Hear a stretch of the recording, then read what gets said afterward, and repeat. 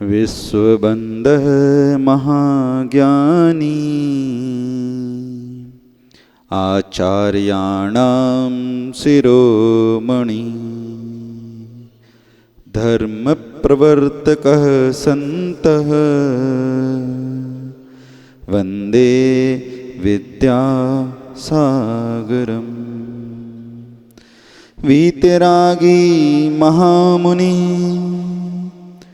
संत शिरोमणि प्राज्ञ परमाराध्य निर्ग्रन्थः वन्दे विद्यासागरम्।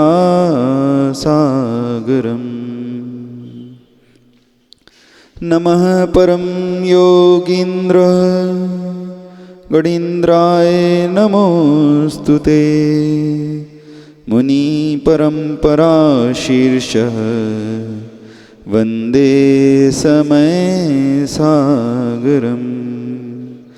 ज्येष्ठः प्रेष्ठः महाश्रेष्ठः वरिष्ठः मुनिकुञ्जरः विद्याकुल शिरोमणि वन्दे समय सागरम् वन्दे समय सागरम्। बोलिए अनंतानंत सिद्ध परमेष्ठी भगवान की, कुंडलपुर के बड़े बाबा श्री आदिनाथ भगवान की, मूल नायक चैतन्य चमत्कारी श्री चिंतामणि पार्श्वनाथ भगवान की, आचार्य भगवंत गुरुदेव श्री विद्यासागर जी महामुनि राज की, विद्याकुल शिरोमणि आचार्य भगवंत गुरुदेव श्री समय सागर जी महामुनि राज की, 3 कम 9 करोड़ महामुनि राजों की।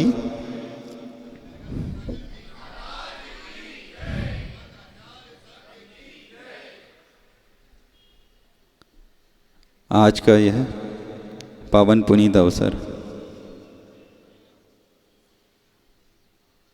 आप लोग बहुत ही सौभाग्यशाली हैं, पुण्यशाली हैं,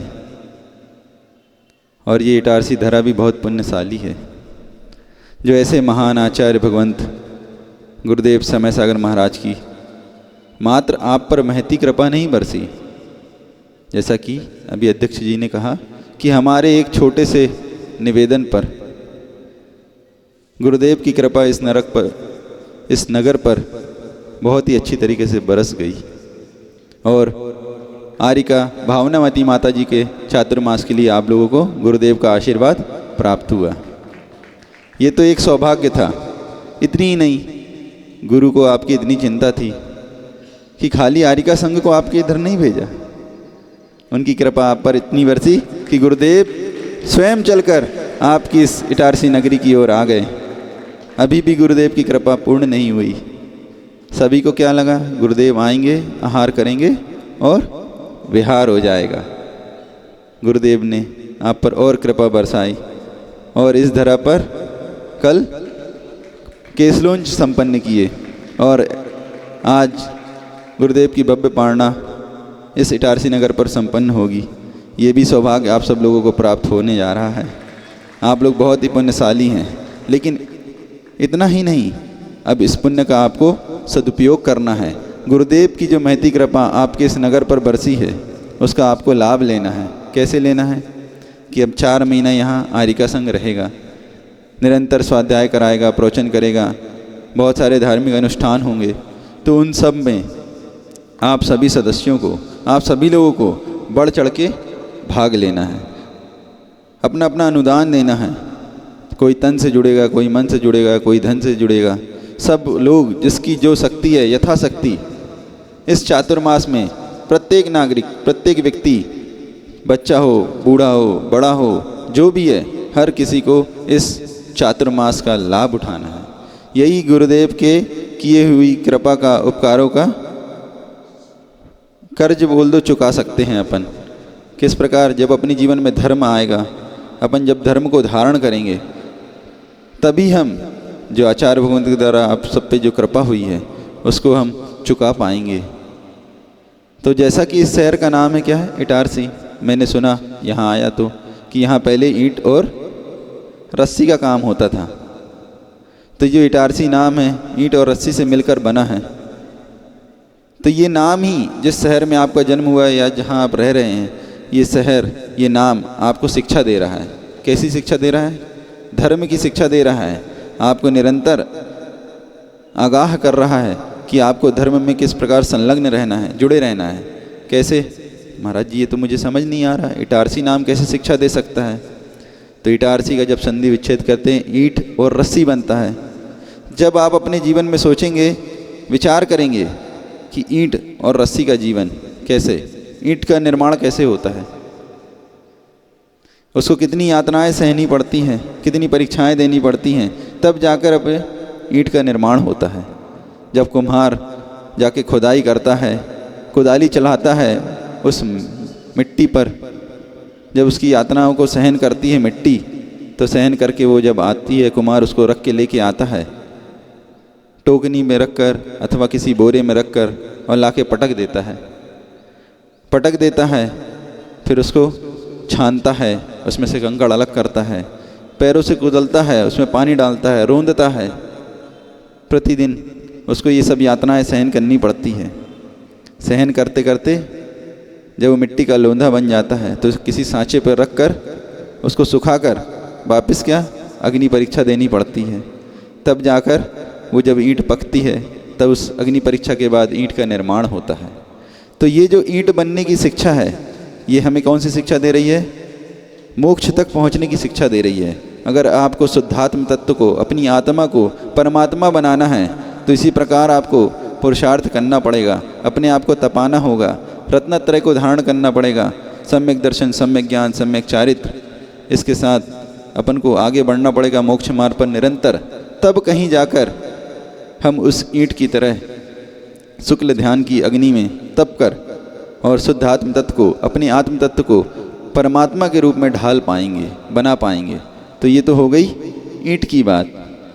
इस प्रकार जिस प्रकार वो ईंट पककर पक्की और मजबूत हो गई अग्नि में, उसी प्रकार हम भी शुक्ल ध्यान की अग्नि में अपने कर्मों को जलाकर ईंट के जैसे ही परमात्मा बन जाएंगे। अब आती है रस्सी। तो जब आपने देखा होगा रस्सी कैसे बनती है? 3 धागों से मिलकर बनती है, बनती कि नहीं? और जब 3 धागे एक दूसरे पे मिलते हुए जाते हैं तब वो मजबूत हो जाती है। अगर उस एक रस्सी को आप खोलोगे और एक एक धागा करोगे तो वो सूत अलग अलग हो जाता है। तो उसी प्रकार ये रस्सी हमें शिक्षा दे रही है क्या? कि हमें अपने जीवन में 3 चीज़ों को धारण करना है। उन 3 चीज़ों से हमारे जीवन में मजबूती आएगी और हम मोक्ष मार्ग में बढ़ सकेंगे। और उसका नाम ही मोक्ष मार्ग में क्या है? सम्यक दर्शन, सम्यक ज्ञान और सम्यक चारित्र। ये 3 रस्सी को लेकर एक सिंगल रस्सी बनाएंगे जिसका नाम है मोक्ष मार्ग। जब हम तीनों को अपने जीवन में धारण करते हैं तो हम एक दिन उस मोक्ष मार्ग में चलकर अपने आत्म तत्व को प्राप्त कर लेते हैं। तो ये इटारसी नाम ईंट और रस्सी से बना, ये आपको प्रतिपल शिक्षा दे रहा है कि आपका लक्ष्य क्या है, आपको पहुंचना कहाँ है, बनना क्या है। तो आप सब लोग अपने जीवन में जब ये चातुर्मास हो, गुरुओं का सानिध्य प्राप्त हो, साधुओं का सानिध्य प्राप्त हो, तो बस एक ही विचार करना है कि हम जिस जगह पे जन्म लिया है, हम जिस जगह पे रहते हैं, उस नाम को सार्थक करते हुए हम एक दिन मुक्ति को प्राप्त करें, परमात्म पद को प्राप्त करें। क्योंकि अधिकतर लोगों का जन्म होता है तो मरण भी हो जाता है, क्योंकि जन्म है तो मरण है। लोग अभी तक इस इटारसी नगर पे या इस धरती पर इतने ही लोगों ने जन्म लिया, जन्म तो ले लिया, लेकिन उसी के साथ मुक्त नहीं हो पाए, क्या मरण को प्राप्त हो गए। अनंत जीवों ने इस क्षेत्र पर आकर जन्म लिया और मरण को प्राप्त कर लिया और अपनी इस जन्म मरण की यात्रा को अक्षुण्ण रूप से चलाते रहे, उसका अंत नहीं कर पाए हैं। तो आज हमें ये शिक्षा लेनी है कि हमें जैन कुल मिला है, सच्चे देवशास्त्र गुरु मिले हैं, उनका सानिध्य प्राप्त हुआ है। तो उस सानिध्य को प्राप्त करने पर भी हम उसका सदुपयोग नहीं करेंगे, उन निमित्तों का सदुपयोग नहीं करेंगे, उनके चरण सानिध्य में रहकर अपना आत्मकल्याण नहीं करेंगे, तो ये भाव भी हमारा यूं ही नष्ट हो जाएगा, समाप्त हो जाएगा। बार बार साधु संतों का सानिध्य तो प्राप्त होता है, बार बार हमने इतने प्रवचन सुने, खूब सारे माता जी महाराज जी आए, उन्होंने हमें उपदेश दिया कि धर्म करो, धर्म करो, सम्यक दर्शन, सम्यक ज्ञान, सम्यक चारित्र को धारण करो, सच्चे देवशास्त्र गुरु की आराधना करो, लेकिन हम उनकी बात को यहाँ से सुनते हैं एक कान से और दूसरे कान से निकाल देते हैं। तो क्या इसी के लिए हमें जीवन प्राप्त हुआ है? अगर हम उनकी बात को सुन के अनसुना करेंगे, सच्चे देव शास्त्र गुरु की शरण में नहीं जाएंगे, पंच परमेष्ठी का नाम स्मरण नहीं करेंगे, तो हमारा जीवन में कभी भी कल्याण नहीं हो सकता। ये मानव भाव फिर से निरर्थक चला जाएगा। जैसे कि मुझे एक छोटा सा दृष्टांत याद आ रहा है कि एक बहुत अच्छे सेठ और सेठानी जी थे। उनको जिन कुल प्राप्त हुआ, जैन कुल में उनका जन्म हुआ, सच्चे देव शास्त्र गुरु की शरण मिली, पंच परमेष्ठी की शरण मिली। वो बार बार जो कि जिन कुल और वो शरण प्राप्त नहीं होती, वो ऐसी दुर्लभ शरण उन्हें सेठ जी को और सेठानी जी को प्राप्त हुई। परिवार में पुण्य बहुत था, इस कारण धन वैभव संपत्ति भी बहुत थी, सारी सुख सुविधा थी। पूर्व में उन्होंने धर्म कार्य किए थे, जिसके फलस्वरूप उन्हें धन वैभव मिला, सब कुछ मिला। लेकिन बोलते ना, अगर पुण्य ज़्यादा रहता है तो व्यक्ति धर्म करना भूल जाता है। जब पाप कर्म आते हैं ना, तो उसको धर्म की याद आती है, सच्चे देव शास्त्र गुरु की याद आती है। सुख सुविधा में व्यक्ति का विनाश होता है, विकास नहीं होता है। लोग सोचते हैं सुख सुविधा में विकास होगा, जबकि इससे विपरीत होता है। सुख सुविधा में व्यक्ति का विनाश होता है, वो हमेशा पाप की ओर बढ़ता चला जाता है। जितना धन वैभव बढ़ता है, उतनी उसकी प्रवृत्ति पाप की ओर जाती है। जबकि होना क्या चाहिए? पुण्य की ओर उसकी प्रवृत्ति होनी चाहिए, दान धर्म की ओर उसकी प्रवृत्ति होना चाहिए, तप त्याग की ओर उसकी प्रवृत्ति होना चाहिए। लेकिन वही हाल सेठ जी का था। सेठानी तो बहुत धार्मिक थी, पूजन पाठ धर्म इत्यादि सब करती थी, लेकिन सेठ जी बिल्कुल धर्म नहीं करते थे। वो भोग विलासता और धन एकत्रित करने में, धनोपार्जन करने में लगे रहते थे। सेठानी उन्हें बार बार समझाती थी कि सेठ जी, आपका जीवन व्यतीत हुआ जा रहा है, बुढ़ापे की ओर आप बढ़ रहे हैं, लेकिन आप थोड़ा बहुत अपना लक्ष्य धर्म की ओर भी तो करो। अपने जीवन में थोड़ा बहुत दान भी कर लो, धर्म भी कर लो, देव शास्त्र गुरु की आराधना कर लो, पंच परमेष्ठी की सेवा कर लो। लेकिन सेठ जी कहाँ सुनते।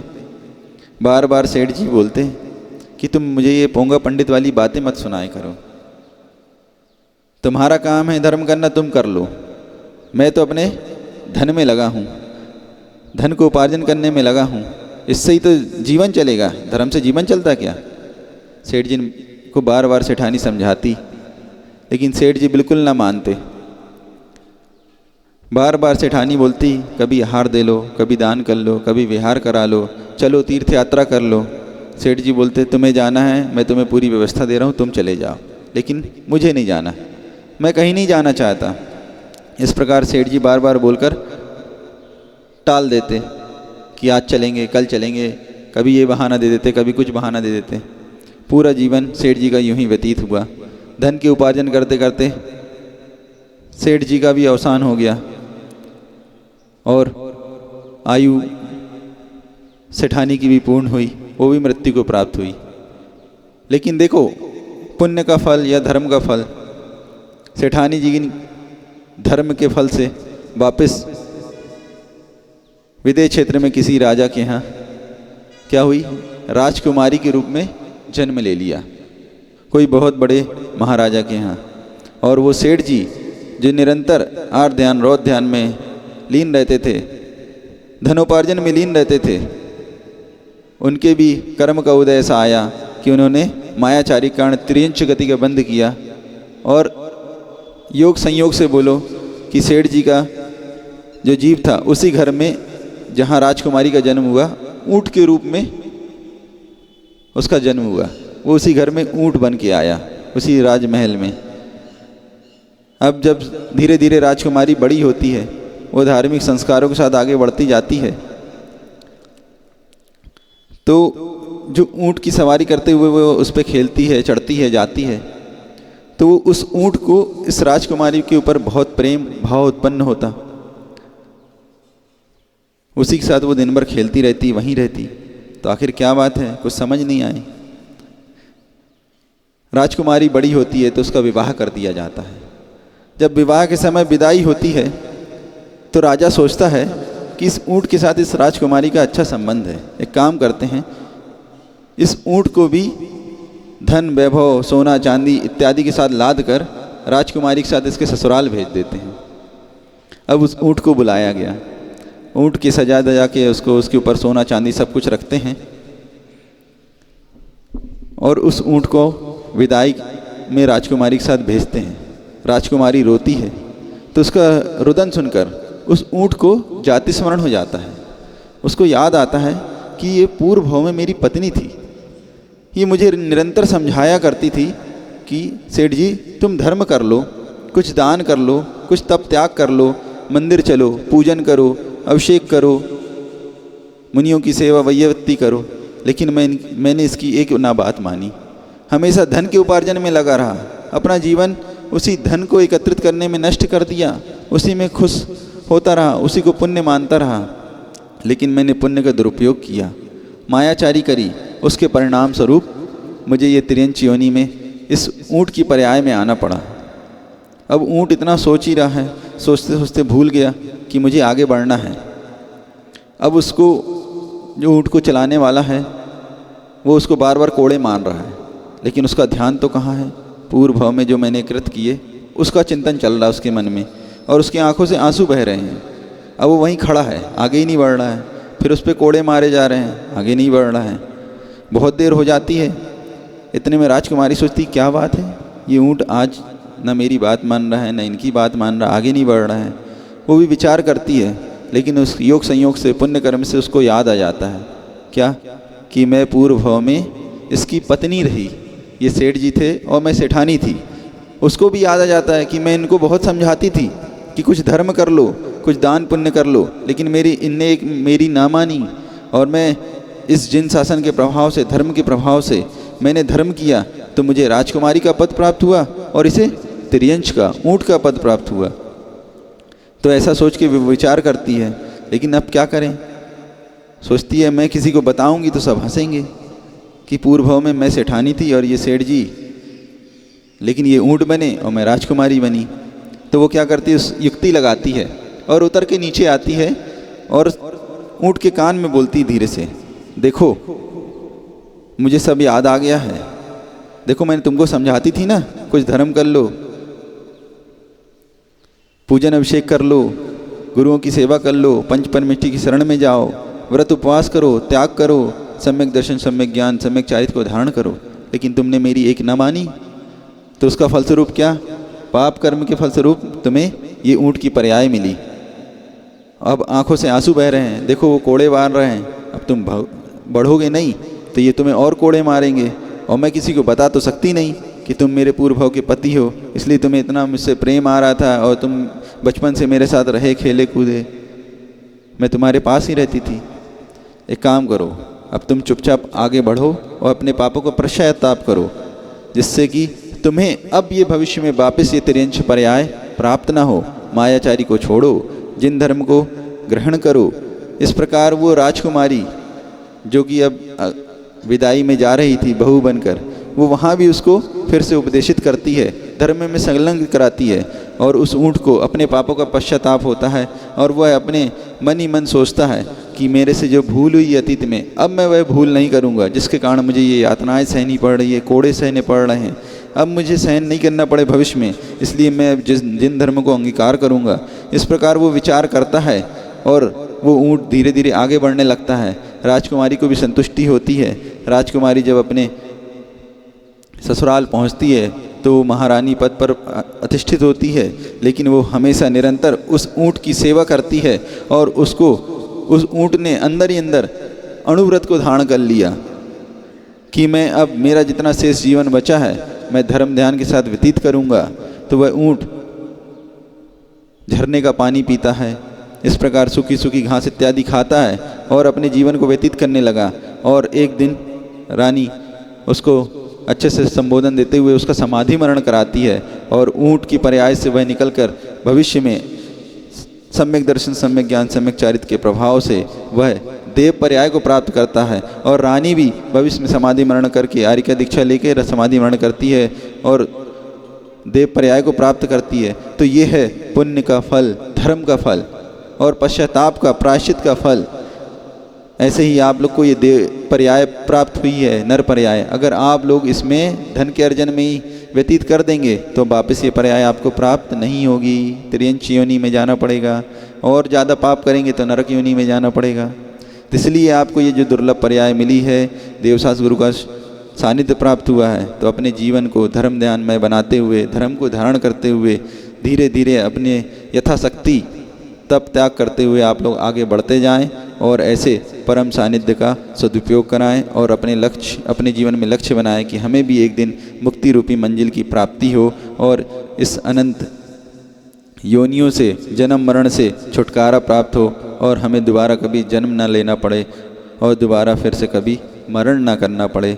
इसी भावनाओं के साथ हम सब आचार्यवंद गुरुदेव श्री विद्यासागर महाराज जी, समय सागर महाराज जी के चरणों में हम यही भावना प्रेषित करेंगे कि हम सबके जीवन में भी रत्नत्रय की प्राप्ति हो और हम भी मुक्ति का लाभ ले सकें। अहिंसा परमो धर्म की जय।